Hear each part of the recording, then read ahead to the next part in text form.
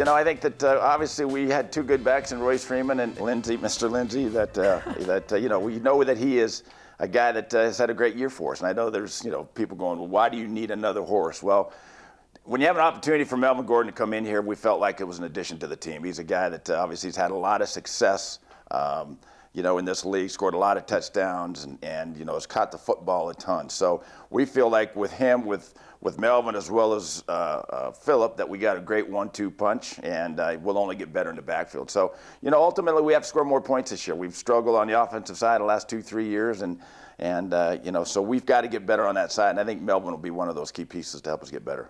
Welcome back to Broncos Beat. Alexis Perry here alongside Benjamin Allbright, Matt Boyer, and Cecil Lammey. You guys, we just heard from John Elway on Melvin Gordon, and I want to start with kind of the last thing he said there. Do you guys think Melvin Gordon is the answer to the Broncos' scoring woes? Ben, chime in. Well, you kind of made a face, so I feel like you're going to go first. I love Melvin Gordon, the player. I'm not a big fan of Melvin Gordon, the contract, but I understand, kind of where they're going from. As far as being the cure to all ills and all that kind of stuff, no. Is he going to be a great 1-2 punch with Phil Lindsay? Sure. I felt like Royce was maybe a little bit better fit for this offense, but he's going to be scrapping it out probably with the rookie draft pick. The one thing I will say about Melvin Gordon is he's very good in short yardage situations, and the Broncos have lacked that over the last couple of years. So I think in terms, if you think of it that way, then this is a huge addition in that regard. They should look at this, or at least Phillip Lindsay should look at the move as somewhat career insurance for him because, Melvin Gordon could probably be a bell cow back. Phillip Lindsay could probably take the bulk of the carries for the next couple of years, but at what cost? I mean, Phillip Lindsay's already had 2 wrist surgeries. Melvin Gordon's been nicked up here and there. And you look at what's gone on in LA with Todd Gurley. I mean, these guys who have taken the lion's share of the carries and the catches these last couple of years, you don't really know how long the shelf life is going to be. So I think this allows both of them to kind of come together to be a powerful weapon for the Broncos. Yeah, it's the third down conversion rate. To me, the notes for the end zone is one thing, but when he's 60% conversion rate on third downs, Phillip Lindsay was 30% conversion rate. By the way, the Broncos had a better graded offensive line than the Chargers. For me, it's about moving the chains, keeping those drives going, and keeping this Broncos offense alive. I think when talking about the running backs, we can't forget the fact that there is a new offensive coordinator in Pat Shurmur. So what does Pat Shurmur's running scheme usually look like? And how does Melvin Gordon, Phillip Lindsay, and even Royce Freeman fit into that? Yeah, well, I went back and I looked at the data for Pat Shurmur's history with the coach, not with Chip Kelly, because that was just weird and, a little bit offbeat. But whether you're talking about Steven Jackson or Trent Richardson or Dalvin Cook or Saquon Barkley, this is all about the bell cow.